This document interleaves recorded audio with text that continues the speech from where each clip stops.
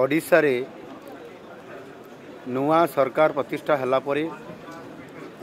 आम सरकार रो जो विजन आम सरकार रो जो मिशन नहीं आमे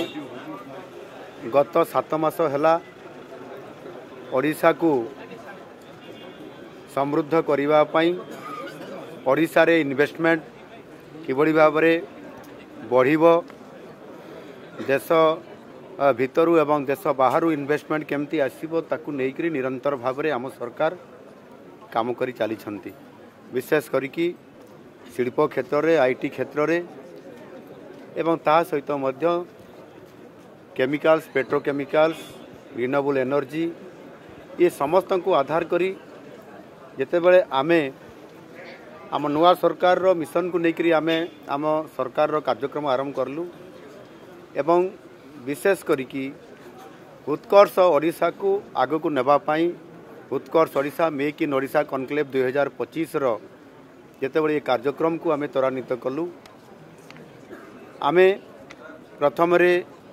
भारत वर्षर अनेक उद्योगी पुंजीपति निवेशकारी सहित भारतर राजधानी दिल्ली रे भारतर आर्थिक राजधानी मुंबई रे आमे अनेक इन्वेस्टर मानकर सहित रोड शो करिछु एवं तांको आह्वान करिथिलु जे संभावनार ओडिशा नुआ ओडिशा हवा पई जाउची आपण आसंतु एवं ओडिशा रे इन्वेस्टमेंट करंतु। एठी हमर समस्त प्रकार भित्तिभूमि सहित एठी नेचुरल मिनरल्स एवं ताहा सहित आवश्यक समस्त प्रकार व्यवस्था आमे देबु एवं से कथा को आधार करी परवर्ती पर्यायर आमे विदेश को मध्य जाइथिलु। सिंगापुर रे आमे सेठी पेट्रोकेमिकल्स सेमीकंडक्टर एवं आईटी सेक्टर रो किबड़ी भाव रे ताकर सहित संपर्क प्रतिष्ठा करी ओडिशा रे अधिक पुंजी केमिति आसीबो इन्वेस्टमेंट केमिति हेबो ताकर सहित आलोचना हेतिला एवं ए जो 2024 मसीहार नवेम्बर मासरे मो नेतृत्व रे गोटे टीम जाइथिला ओडिशा बिजनेस मीट सिंगापुर 2026 सम्मेलनी ये परिप्रेक्षी रे एई उपलक्षे आमे जेते बेले सेठी सरकारंकर तांकर उप प्रधानमंत्री एवं विभिन्न विभाग मंत्री मानकर सहित आलोचना हेतिला सेठी भी उद्योगपति मानकर सहित आलोचना हेतिला एवं राष्ट्रपति को आसीबा पाई मध्य सिंगापुर रो आमे तांकू निमंत्रण करिथिलु एवं आमे जो 5 दिन रहिलु ता भितरे अनेक इंडस्ट्री पोर्ट एवं आमर विभिन्न प्रकार आईटी सेंटर आईटीईएस ये समस्त को देखिलु तांकर सहित आलोचना कला परे आमे निमंत्रण भी करिथिलु एवं वर्ल्ड रो सबुठारु लाटेस्ट माने तांको टेक्नोलोजी रे एवं समानकर मैनेजमेंट रे समान किबड़ी भाव रे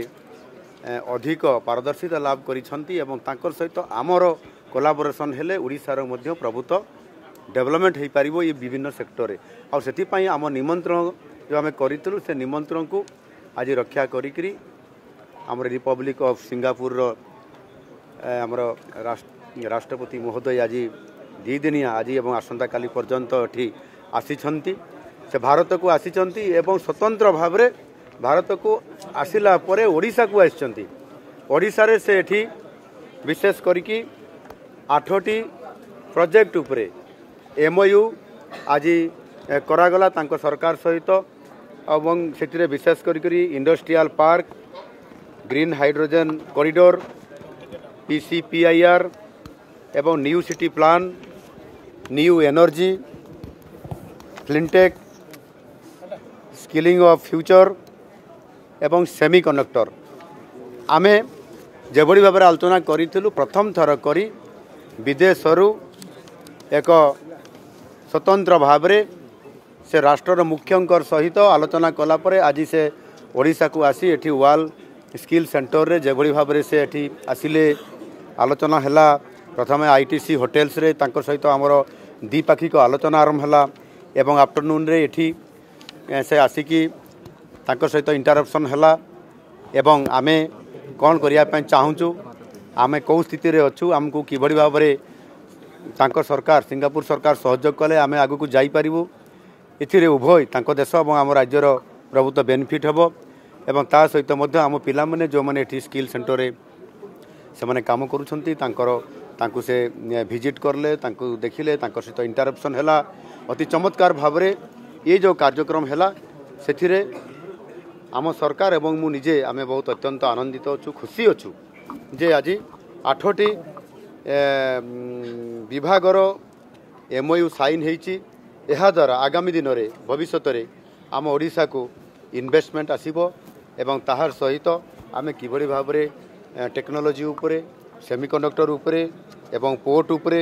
न्यू एनर्जी उपरे आम एवं स्किलिंग ऑफ फ्यूचर उपरे आम आग को बढ़िबा सेथिपाई तांकर सहित MOU करवा द्वारा आम ओडिशार निश्चित भाव में आम जो नुआ ओडिशार जो परिकल्पना करिछु एवं समृद्ध ओडिशा करिया पई एवं ता सहित मध्य आम माननीय यशस्वी प्रधानमंत्री नरेंद्र मोदी जी जो संभावनार राज्य हिसाब रे जो कहितले डबल इंजिन सरकार रो कथा कहितले 2 गुणा बेनिफिट करिया पई ये होचे ताहार प्रकृत चित्र एवं दृश्य जहाँकि आज नुआ सरकार मात्र आसबार 7 मास ये भितर आज आम जेभली भाव में आज आमको एवं आमको सहयोग करने एवं उभय कोलाबोरेशन रे काम को त्वरान्वित करने जेभली भाव में से आमको आज आसिक ये सहयोग कले एवं आमको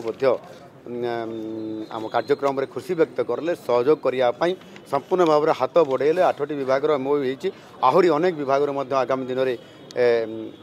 MOU हेबो।